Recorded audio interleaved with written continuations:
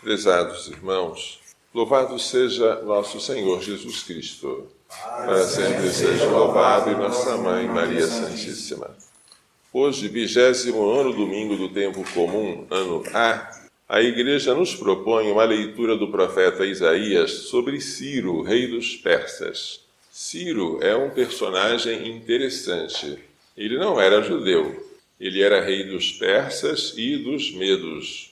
Porém, ele invadiu a Babilônia e resolveu dar liberdade aos judeus que estavam exilados lá. Mandou que os judeus fossem de volta a Jerusalém e ainda ofereceu ajuda financeira para reconstruir o templo que havia sido destruído.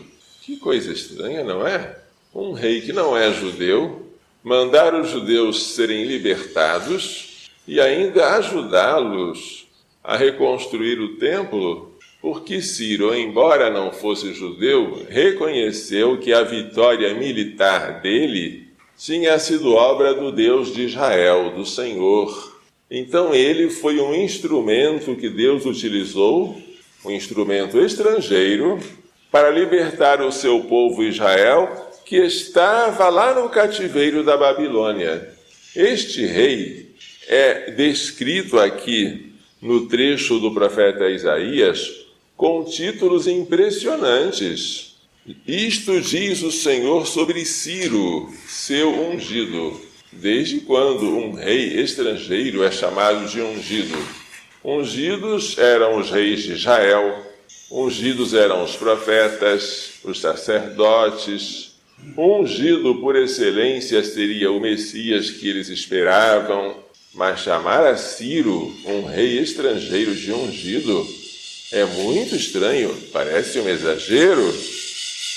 Tomei-te pela mão para submeter os povos ao seu domínio, dobrar o orgulho dos reis, abrir todas as portas à sua marcha, e para não deixar trancar os portões. Por que Deus permitiu a Ciro tantas vitórias militares? Por causa de meu servo Jacó, de meu eleito Israel. Foi por causa de Israel que ele chamou Ciro para vencer aqueles que oprimiam seu povo. Reservei-te, embora tu não me conhecesses. Ciro não conhecia o Senhor. Ele, que era persa, tinha outros deuses, mas o Senhor, que é o Deus verdadeiro, chamou-o pela mão, embora Ciro não o conhecesse. Eu sou o Senhor, não existe outro, fora de mim não há Deus. Eu te armei guerreiro, embora tu não me conhecesses. Veja como Deus age até mesmo nas pessoas que estão fora, para que todos saibam, do Oriente ao Ocidente, que fora de mim outro não existe. Eu sou o Senhor e não há outro. Ciro é uma figura interessante, e é difícil explicar o que aconteceu. Os judeus haviam sido deportados para a Babilônia no ano 587 a.C. A cidade de Jerusalém havia sido destruída pelo rei Nabucodonosor, e o templo havia sido incendiado e devastado.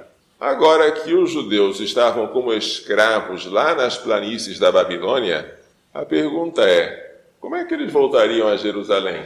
E como é que eles ainda iriam reconstruir a cidade? Só milagre.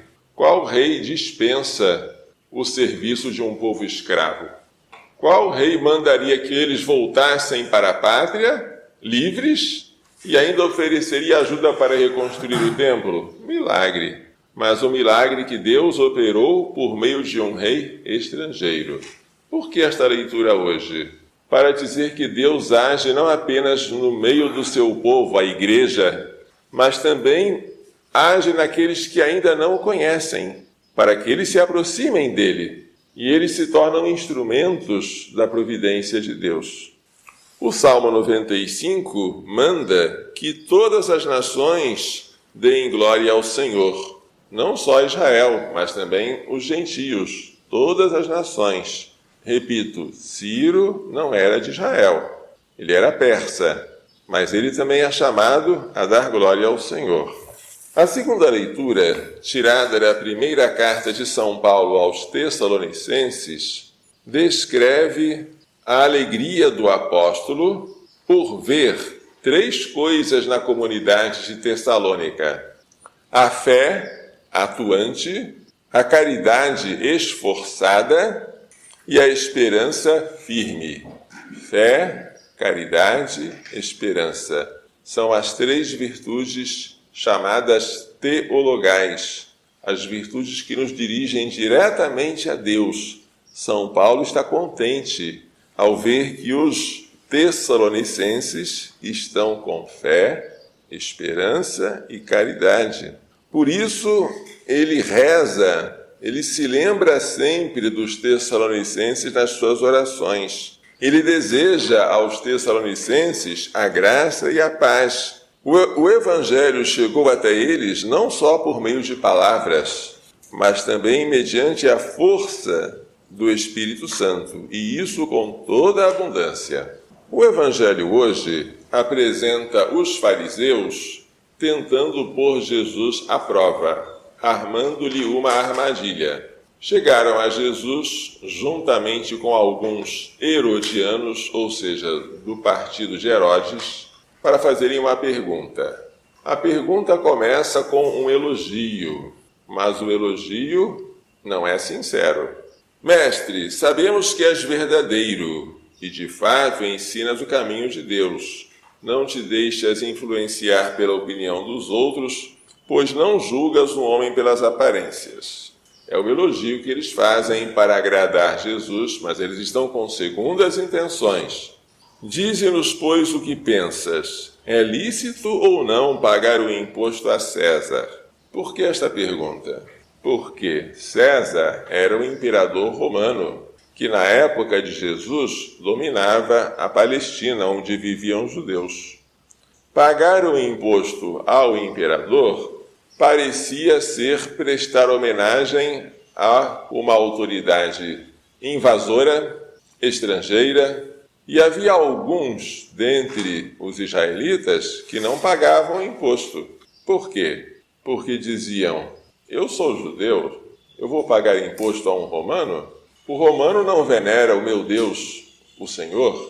Eu vou pagar imposto para um estrangeiro que está me dominando? Então havia alguns judeus, alguns grupos de judeus, que sonegavam o imposto que era cobrado pelo imperador. Trouxeram a questão a Jesus. Se Jesus dissesse, não paguem, os herodianos que estavam lá junto com os fariseus iriam transmitir a notícia a Herodes, ao governador. Nós temos aqui na Palestina alguém que está incitando o povo a não pagar o imposto a César. E se Jesus dissesse, paguem, eles iriam perguntar, mas Senhor, não é somente a Deus que devemos dar a honra?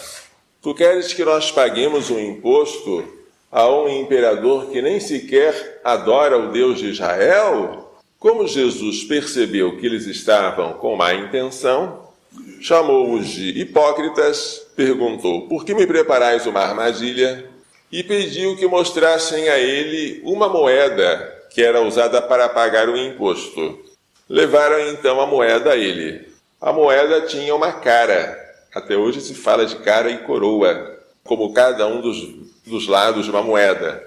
Naquela face que nós chamamos de cara, estava o rosto de César. Mas também havia o nome dele escrito lá, César. E Jesus perguntou, de quem é esta figura? De César. E o que está escrito aqui? César.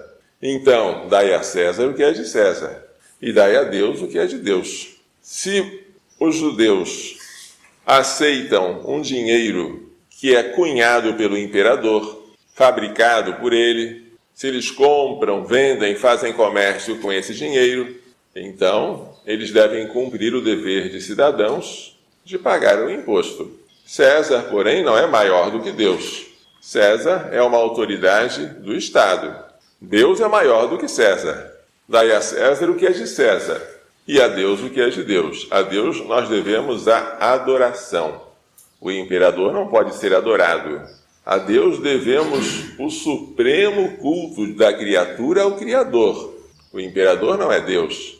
Mas, como toda autoridade vem de Deus, e a autoridade representa Deus aqui na terra, nós aqui, quando obedecemos às leis e pagamos os impostos, estamos também honrando a Deus. Sendo bons cidadãos, seremos também bons cristãos. Veja como Jesus não se colocou como um revolucionário político. Ele não mandou os judeus pegarem em armas para fazer guerra contra o imperador e para se tornarem uma nação independente, como no tempo de Davi e Salomão. Não. Ele veio salvar o seu povo. Mas de quê? Dos seus pecados. E como é que ele salvaria o povo de seus pecados? Pela sua mansidão. Elevado da terra sobre a cruz, ele atrairia todos a si. O seu trono seria a cruz e a sua coroa de espinhos. Primeiro ele nos liberta do pecado, que é a raiz de todas as escravidões. Depois ele nos liberta de outras coisas. Ele vai nos libertar de consequências do pecado. Mas enquanto você tiver pecado, não adianta você mudar a estrutura, o sistema social, a economia. O pecado escraviza você pela raiz. E Jesus veio fazer que nós, libertos do pecado, gozássemos da liberdade, a liberdade de filhos de Deus. E se César resolver que nós demos a ele aquilo que é de Deus? Devemos dar? Devemos dar a César o que é de César. Mas se uma autoridade civil quiser obrigar a nós a desobedecermos a lei de Deus, aí não podemos obedecer a esta autoridade. Se houvesse uma autoridade nos obrigando a prestar culto aos ídolos, como antigamente se fazia no Império Romano, proibindo-nos de prestar culto ao Deus verdadeiro pela Santa Missa, obrigando-nos a praticar abortos nos hospitais, a esterilizar homens e mulheres, a distribuir anticoncepcionais, se houvesse uma lei obrigando os juízes a celebrarem o casamento de pessoas do mesmo sexo, se houvesse uma lei proibindo os pais de educarem os filhos, mas obrigando-os a deixarem em creches sob o poder do Estado, nós seríamos obrigados a desobedecer. Por quê? Porque, neste caso, César está querendo para si aquilo que é de Deus. A César o que é de César, mas só o que é de César. A Deus o que é de Deus. Essa distinção é importante. Nos países comunistas, isso é muito sério. Os comunistas prendem você por você não ser comunista, por você ser cristão, por você adorar a Deus, por você ter uma cruz na igreja. E nesse caso nós devemos resistir até a morte. Foi por causa de perseguições nas quais o Estado queria interferir no nosso culto a Deus, que os primeiros cristãos sofreram martírio. Foram queimados vivos, foram devorados pelas feras, foram decapitados, foram crucificados e fizeram bem, porque resistiram até a morte. Quando, depois do dia de Pentecostes, os apóstolos, cheios de alegria e entusiasmo, começaram a pregar o nome de Jesus, os membros do Sinédrio proibiram a eles de pregar em nome do Senhor. Mas aí Pedro disse: temos que obedecer a Deus antes que aos homens. Nós não podemos deixar de falar sobre aquilo que vimos e ouvimos, que é a ressurreição do Senhor.